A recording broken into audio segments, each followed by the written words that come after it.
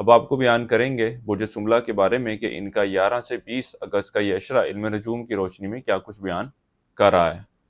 وہ لوگ جو 24 اگست سے 22 ستمبر کے عرصے کے دوران پیدا ہوئے ہیں وہ برج سملہ کے تحت آتے ہیں۔ اس کے علاوہ وہ لوگ جن کو اپنی تاریخ پیدائش معلوم نہ ہو اور ان کا نام پے غین سے شروع ہوتا ہے تو وہ برج سملہ کے تحت آئیں گے۔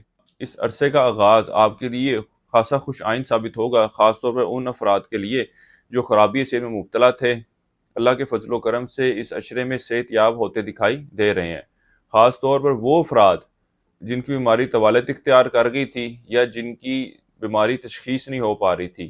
ان دنوں میں اللہ کے فضل و کرم سے معاملات بہتر ہوتے نظر آئیں گے، مالی معاملات میں کچھ تنگی رہے گی اور ان دنوں میں آپ کے اخراجات میں بھی اضافہ دیکھنے میں آئے گا۔ لیکن اس کے ساتھ ہی ساتھ ایک اچھی بات یہ بھی دیکھنے میں آئے گی کہ آپ ان معاملات کو زیر غور بھی رکھیں گے کہ آپ کے اخراجات کیوں اور کہاں پر ہو رہے ہیں اور ان کو کیسے کنٹرول کیا جائے، اس پر بھی ساتھ ساتھ ورکنگ کرتے نظر آئیں گے۔ قرضہ لینا چاہتے ہیں تو اس سلسلے میں بہن بھائیوں اور رشتہ داروں سے بھی ضرور رابطہ کریں، ان کی طرف سے مدد ملتی نظر آ رہی ہے۔ وہ لوگ جو انعامی اسکیمیں، پرائز بونڈ، میچوں وغیرہ پر نمبر لگاتے ہیں ان دنوں میں ان معاملات سے مالی فائدہ حاصل کرتے نظر آئیں گے۔ ان دنوں میں آپ کی توجہ خط و کتابت کی طرف بڑھتی نظر آئے گی اور انٹرنیٹ وغیرہ کا بھی استعمال زیادہ کریں گے۔ بینکوں سے اور دیگر مالیاتی اداروں سے وابستہ کام ان دنوں میں حل ہوتے نظر نہیں آتے۔ خفیہ دشمن آپ کو نقصان پہنچانے کی بھرپور کوشش کرتے نظر آئیں گے۔ اس عشرے میں آپ کے خلاف سازشوں میں مصروف رہیں گے۔ اولاد جوان ہے تو یہ آپ کے مالی حالات میں بہتری لانے کی کوشش کریں گے۔ وہ افراد جو روزگار کی تلاش میں ہیں ان کو چاہیے کہ اس عشرے میں اپنی کوششوں کو جاری رکھیں، اللہ کے فضل و کرم سے روزگار کا سلسلہ بنتا نظر آ رہا ہے۔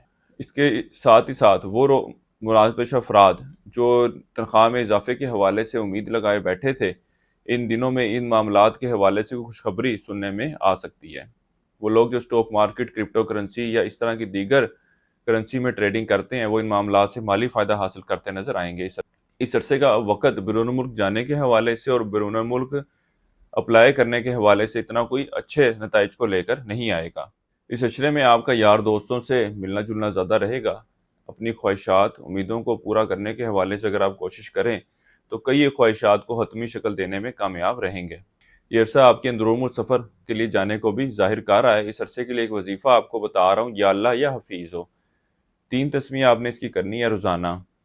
عشاء کی نماز کے بعد اللہ تعالیٰ سے دعا کریں کہ اللہ تعالیٰ آپ کے معاملات میں بہتری فرمائے۔ اس عرصے کا صدقہ آپ کا دالوں کا ہے۔ آپ نے 3 دالیں لینی ہیں حسب توفیق برابر مقدار میں اور اس کو صدقے کے طور پر دینا ہے۔ اس عرصے کی 7 تاریخ آپ کی 13 اور 18 اگست کی ہے۔